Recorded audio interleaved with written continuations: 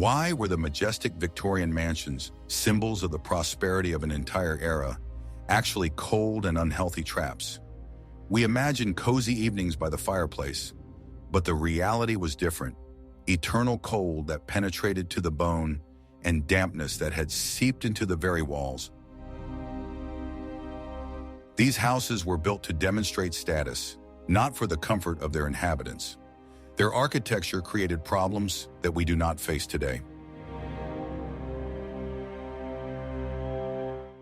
Watch the video to the end to find out why thick fog often hung not only over the streets of London, but also inside bedrooms, and which one element of everyday life was the main source of the ubiquitous smell of coal.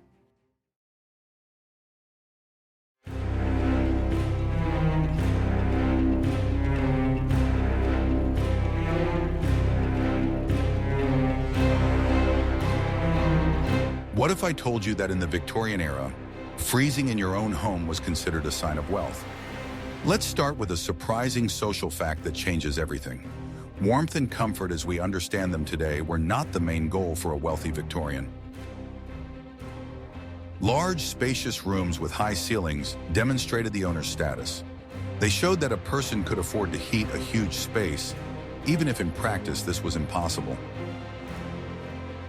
Only the poor lived in cramped, crowded rooms, where body heat was one of the sources of warmth. An aristocrat or wealthy industrialist, on the other hand, lived in a series of rooms where drafts blew through. The ability to withstand the cold, wear warm clothes at home, and not complain was part of etiquette. It was considered a sign of good breeding and composure.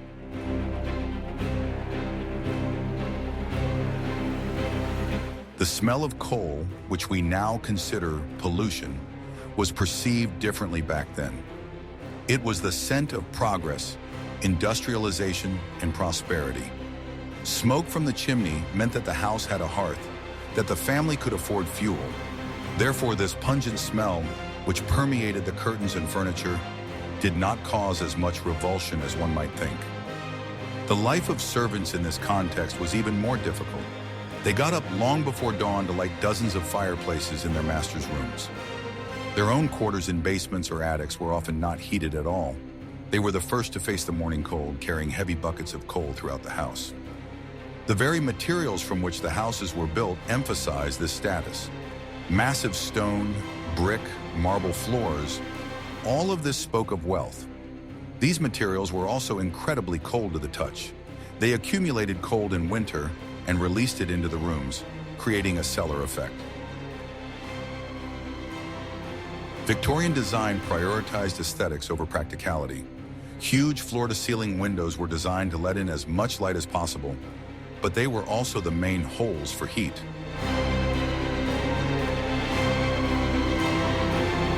Decorative moldings on ceilings and walls only made cleaning soot more difficult. Every element of the decor was designed to impress. It was a world where appearance was more important than comfort. We would love to hear your opinion. What do you think about this prioritization, where status was more important than basic comfort? Write about it in the comments, and don't forget to subscribe to our channel.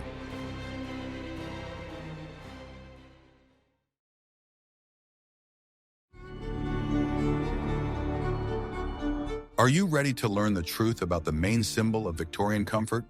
The fireplace? The fireplace was the heart of the Victorian home, but it was a very inefficient heart. We imagine it as a source of heat, but in reality it was a giant vacuum cleaner for warm air. Its design created a constant draft that sucked heated air out of the room and expelled it outside. It has been estimated that up to 80% of the heat generated by the fire escaped straight up the chimney. Only a fraction of the radiant heat reached the room. To keep warm, you had to sit practically right next to the fire. A few meters away from the hearth, the temperature could be almost the same as outside. Moreover, the fireplace itself was the cause of drafts. To maintain combustion, the fire required a constant supply of oxygen. It sucked in cold air from all the cracks in the room, from under the doors, through the loose window frames. This created an icy draft that blew on your feet and back.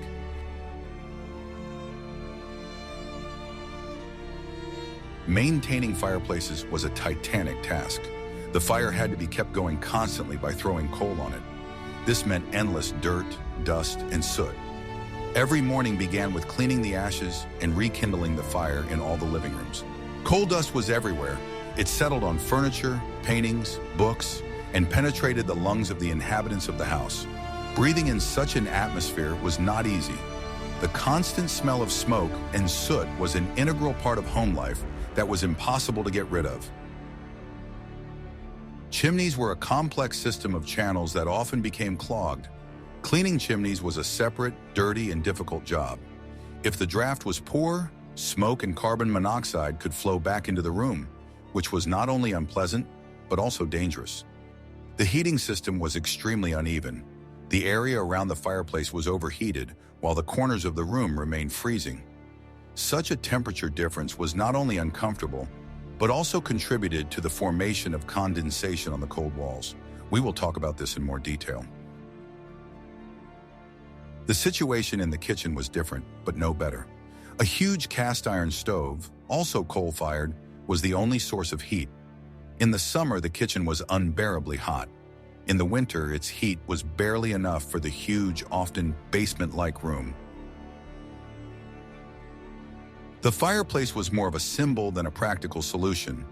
It provided light and psychological comfort, but not physical warmth. Why do you think people clung to this inefficient technology for so long? In the next chapter, we will reveal the secret of how the fight against the cold led to an even bigger problem: ubiquitous dampness.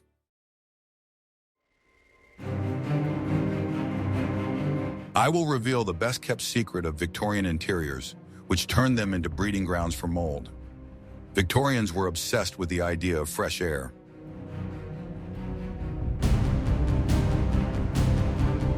They believed in the theory of miasmas, according to which diseases are carried by bad smells and spoiled air. This led to a paradox. Fearing drafts from the fireplace, they simultaneously feared stagnant air in the room. Therefore, bedrooms and children's rooms were often ventilated by opening windows even in cold weather. It was believed that cold night air was beneficial in healing. This, of course, made the rooms freezing and required even more coal to maintain at least a minimum temperature. Heavy, thick curtains were the main weapon against drafts. They were made of velvet or tapestry and often had thick lining. At night, these curtains were drawn tightly, creating a barrier between the room and the window. This seemed like a logical solution for keeping the heat in. But there was a catch. The curtains did indeed block the cold air from the window, but they also blocked the warm, humid air from the room, preventing it from circulating. This warm air, full of moisture from people's breath and gas combustion, came into contact with the icy glass behind the curtain. As a result, the curtains created the perfect microclimate for mold. Moisture condensed on the glass and dripped onto the windowsills. The curtain fabric, wooden frames, and wallpaper behind them were constantly wet. This problem was present in almost every house. This process produced a characteristic musty fungal odor. It mixed with the smell of coal and dust, creating the unique aroma of a Victorian house. It was impossible to defeat this dampness without eliminating its cause: the temperature difference and lack of ventilation. The wallpaper popular at the time only exacerbated the problem. It was glued to the walls with flour paste. In a damp environment, this paste became an ideal breeding ground for mold, which grew directly under the wallpaper, remaining invisible until it was too late. Thus, attempts to seal the room and retain heat had the opposite effect. They created stagnant, damp areas, turning the house into an incubator for mold. If you found this paradox interesting, please like this video.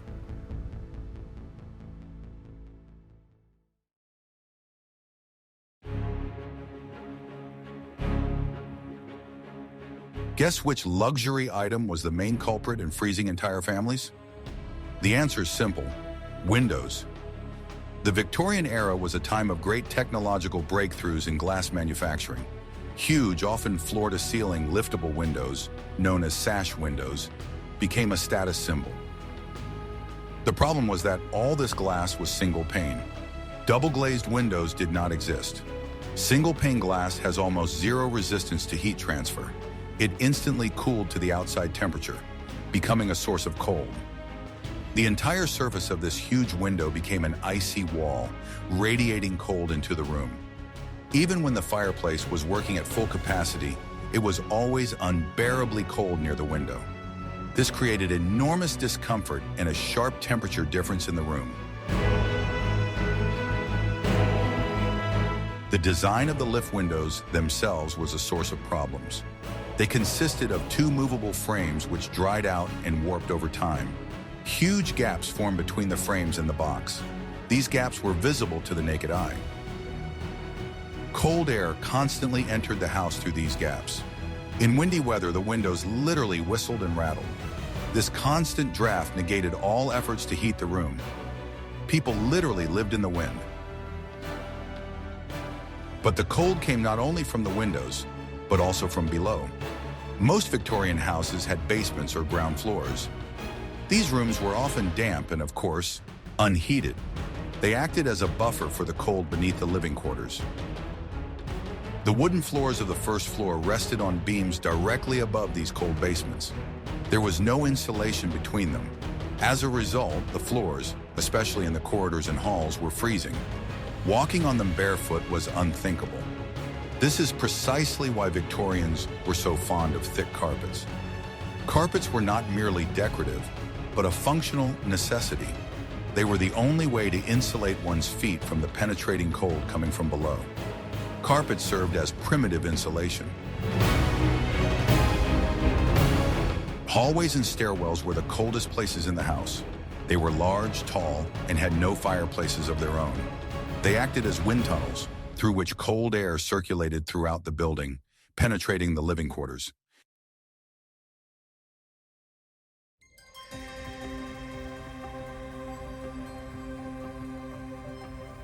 Victorian architecture is a triumph of brick and stone.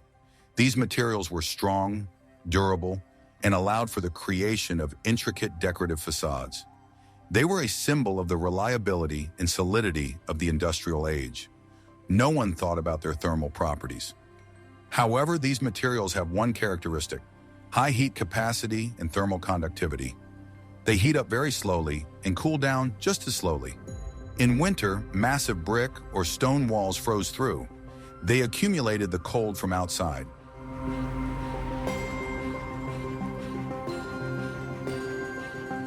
The inner surface of such a wall became very cold.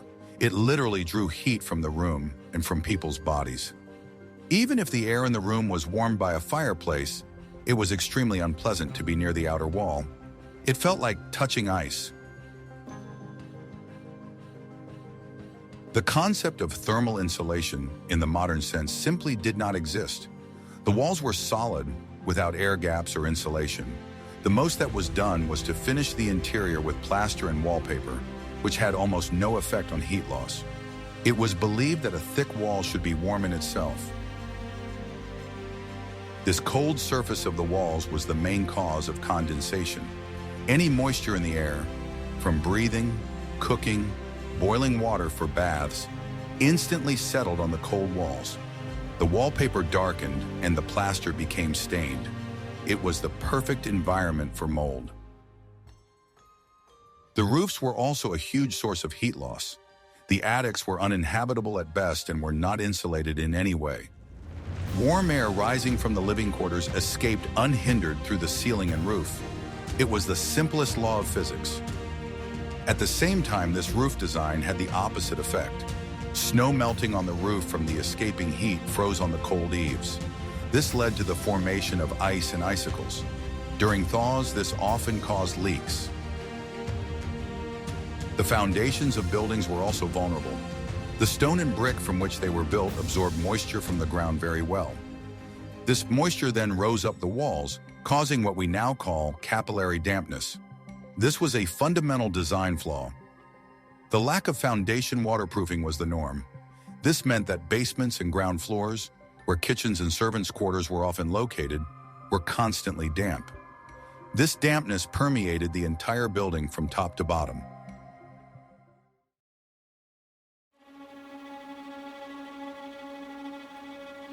Are you ready for the shocking truth about what was hidden under the floors of Victorian houses? We have already mentioned capillary dampness, but this problem deserves special attention. This was perhaps the main curse of Victorian housing. Most problems with dampness, mold, and musty odors began in the foundation. In the Victorian era, there was no such thing as a modern waterproofing membrane. Foundations were built directly on the ground using porous materials such as brick or stone. These materials acted like a sponge, absorbing groundwater. No one tried to insulate the house from the ground. Moisture from the ground rose unhindered up the walls, sometimes reaching as high as the second floor. This process is called capillary rise. The walls at the bottom became wet to the touch. Paint and plaster peeled off, and wallpaper became covered with dark spots. Basements, which were an integral part of the house, suffered the most. They were often flooded or, at best, had dirt floors that were always damp. These basements were used to store coal and sometimes house laundry rooms. It was the most unhealthy place in the house. Laundry rooms exacerbated the problem. Boiling laundry in large copper kettles released a huge amount of steam into the air. This steam settled on the cold basement walls. The moisture then penetrated the living quarters above through the floors and ceilings. Kitchens, which were also often located in the basement, contributed to the problem. Cooking food on a coal stove and boiling water saturated the air with moisture. Without adequate ventilation, this moisture remained inside the house. It sought out the coldest surfaces. Attempts to combat this were primitive. Sometimes the walls and basements were covered with tar, but this only had a temporary effect. The only real solution would have been to create a moisture barrier, but the technology for this did not yet exist. Builders did not understand the physics of the process. This constant dampness from below made the first floor floors not only cold, but also short-lived. Wooden beams resting on damp walls quickly began to rot. This posed a threat to the entire structure of the house. The floor could simply collapse. It turns out that the house was built on a wet foundation that constantly poisoned it with dampness. How did people cope with personal hygiene in such conditions? In the next chapter, we will talk about ice baths and problems with hot water.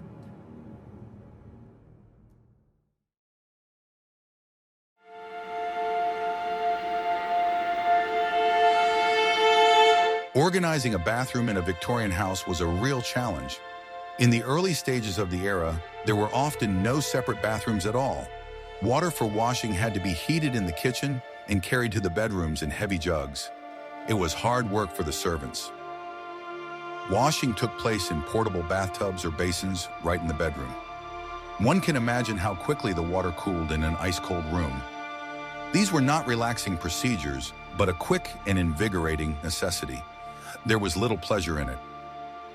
The advent of dedicated bathrooms was a step forward, but it did not solve all the problems. These rooms usually had no heating. They were tiled with cold tiles and were considered purely utilitarian spaces. No one wanted to linger there. With the advent of running water, water became more accessible, but it was cold. The problem of heating water remained a key issue. The first heating systems were cumbersome and ran off the kitchen stove. Water circulated through pipes into a special tank, heating up from the fire. This system was slow and inefficient. To fill one hot bath, it was necessary to heat the stove for several hours. There was still not enough hot water for a large family. Washing was an event, not a daily routine. Gas lighting and later gas water heaters brought about a real revolution. Gas made it possible to abandon dirty candles and oil lamps. However, it brought its own problems. Gas was a new and not fully understood fuel. Gas horns were open and burned oxygen in rooms. The products of gas combustion, including water vapor, remained indoors. This further increased the humidity level. Thus, lighting made the house even more damp.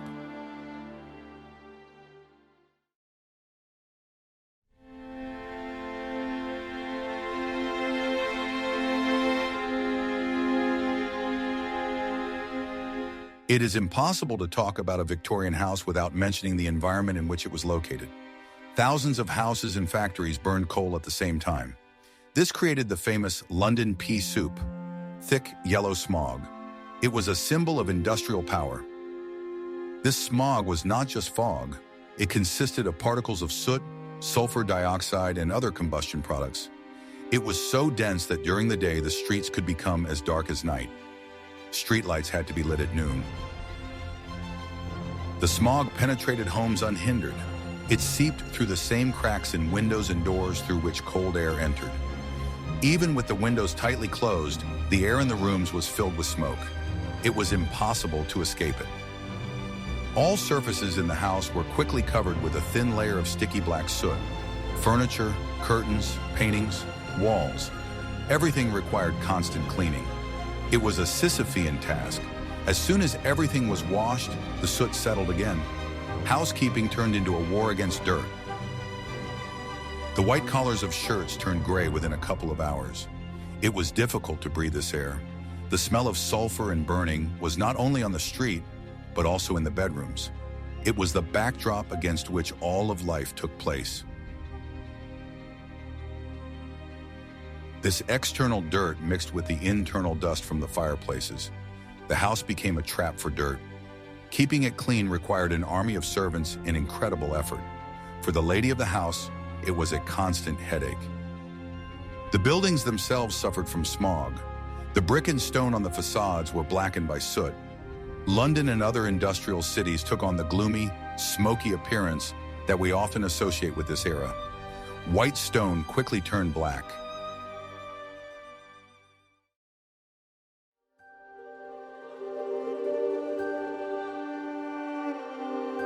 It cannot be said that the Victorians made no attempt to combat the cold. They intuitively understood where it came from and devised their own methods of insulation. These methods were far from modern, but they showed their train of thought. They sought solutions with the means available to them. We have already mentioned carpets and heavy curtains. These were the main tools in the fight against drafts and cold floors. In wealthy homes, a second set of winter curtains, even thicker and heavier, could be hung for the winter. This created an additional layer of insulation. Special fabric rolls were used to combat drafts under doors. They were stuffed with sand or rags. These rolls were placed along the gap to block the flow of cold air. Such a device could be found in almost every home. Gaps in window frames were caulked.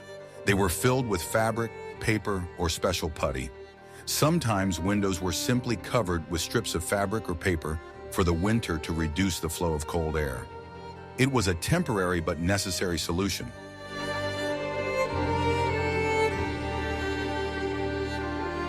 Some homes tried installing second frames. This was an early version of double glazing. An additional frame was installed on the inside for the winter, creating an air gap. It was effective, but not accessible to everyone. However, it was expensive and not accessible to everyone. In addition, installing such frames was labor-intensive. Most people were content with less, preferring to simply heat the fireplace more and dress warmer. Fighting the cold was part of everyday life.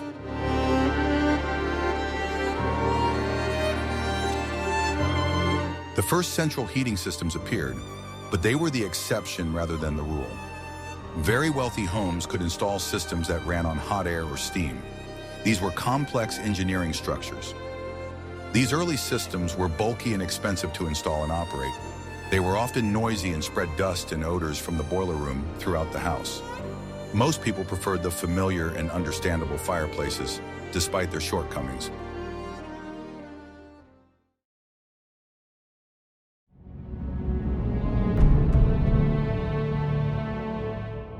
The Victorian era left behind a huge architectural legacy. Millions of these houses still stand in the UK, the US, Canada, and Australia, and many of them are still cold and damp unless they have undergone extensive modernization. The current owners of these houses face the same struggles as their predecessors. They have to deal with freezing walls, drafts from old windows, and damp basements. These problems are inherent in the very design of the buildings.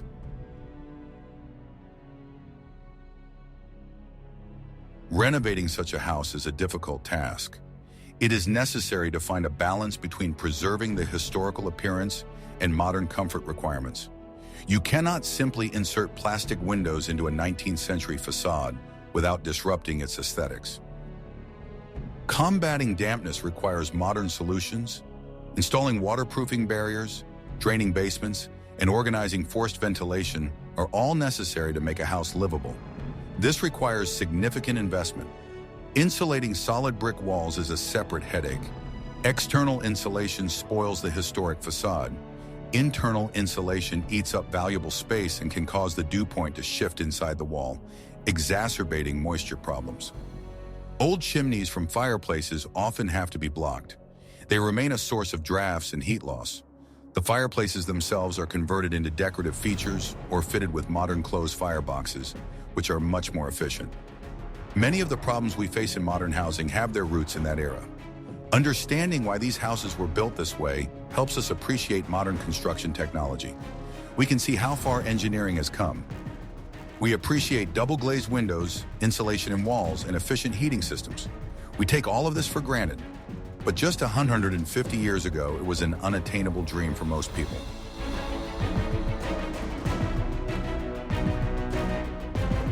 We have taken a journey into the past and seen that behind the elegant facades of Victorian houses lay a world of cold, damp, and the ever-present smell of coal. From inefficient fireplaces to freezing walls, from damp basements to icy drafts, all of this was a daily reality.